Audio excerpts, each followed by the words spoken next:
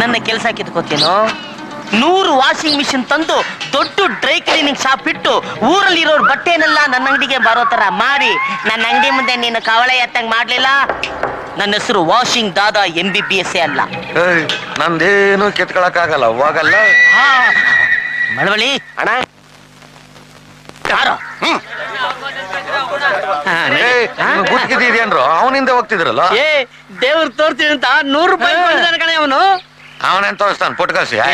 ದೇವ್ರು ತೋರ್ಸಿಲ್ಲ ಅಂದ್ರೆ 200 ರೂಪಾಯಿ ವಾಪಸ್ ಬರಕ್ ಕೊಡ್ತೀನಿ ಅಂತ ಹೇಳಿದಾನ ಅವನು. ಹೌದಾ? ನಾನು ಬರ್ತೀನಿ.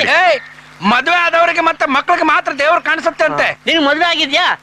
ಆಗಿಲ್ಲ ತಾನೆ, ಮತ್ತೆ ನಿನ್ಗೆಲ್ಲ ದೇವ್ರು ಕಾಣ್ತಾನೆ. ನೀನೇನು ಅವ್ನ ಮಾತು ಕೇಳ್ತೀಯ? ದೇವಾ ಇಳಿದು ಬಾ, ಇಳಿದು ಬಾ. ಇಲ್ಲೇ ನೋಡ್ತಾ ಇದ್ದೀರಿ ದೇವ್ರು ಅಲ್ಲಿ ಇಳಿದು ಬಾ.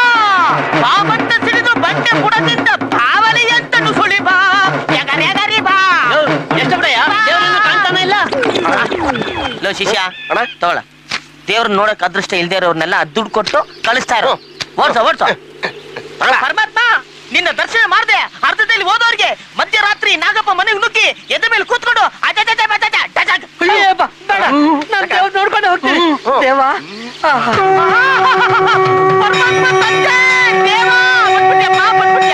ಅಯ್ಯೋ, ನೀನ್ ಬಂದೇ ಬರ್ತೀಯ ಅಂತ ಹೇಳಿದ್ರು ಈ ಕೋತಿ ನನ್ ಮಕ್ಳು ನಂಬ್ತಾರೆ ಇಲ್ವಲ್ಲಪ್ಪ.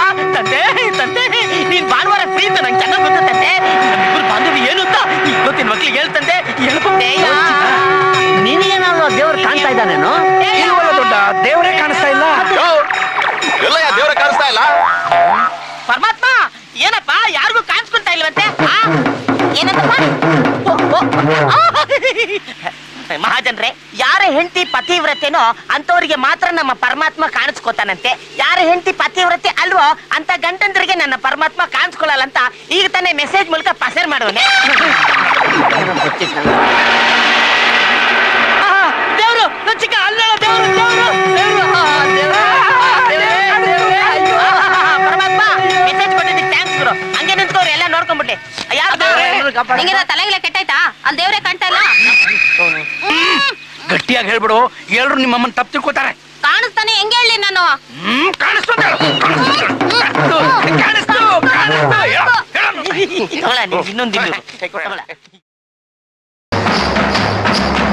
ನಮಸ್ಕಾರ ಸ್ವಾಮಿ. ನಮಸ್ಕಾರ.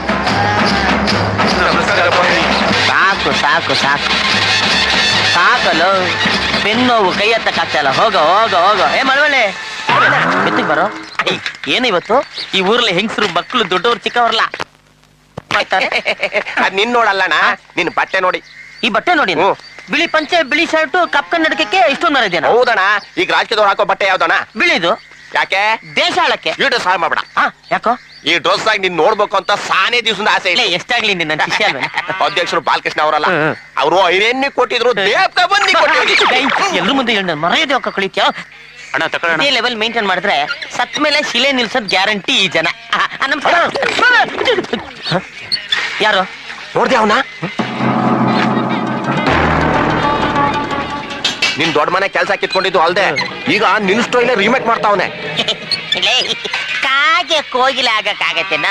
ನೋಡೋ, ನಮ್ಗೆ ತುಂಬಾ ಕೆಲಸ ಇದೆ. ಬಾಚಿನ ಬಂದಡಿ ಮೋಹನ್ ಬಾಬಾ. ಈ ಡ್ರೆಸ್ ಕೊಡ್ಸಿದ್ದೆ ಅಣ್ಣ. ಅವ್ನ ಮುಂದೆ ಯಾಕೆ ಹೇಳಿ ಕಳಿತ್ಯಾ?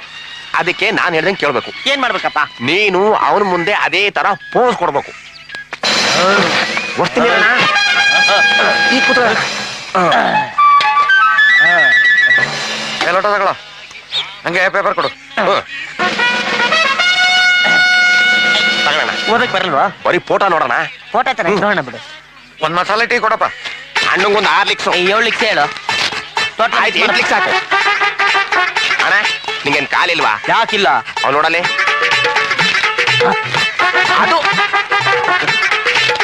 ಇನ್ನು ಜೋರಾಗಲ್ಲ ಸಣ.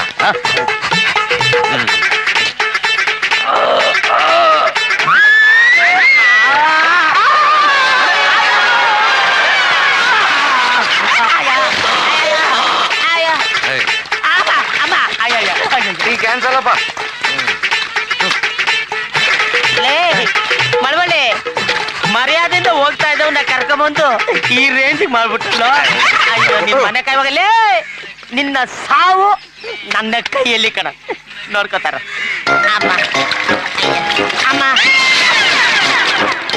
ಹೆಂಗು ಕಾರ್ಪೊರೇಷನ್ ರೇಂಜಿಗೆ ಬಂದಿದ್ದೀನಿ. ಎಲ್ಲ ಚೆಲ್ಬಿಡಯ್ಯ. ಇದೆಲ್ಲ ನನಗೆ ಬೇಕಿತ್ತ. ನಮಸ್ಕಾರ ಅಣ್ಣ, ತುಂಬಾ ಸಂತೋಷ ಅಪ್ಪ.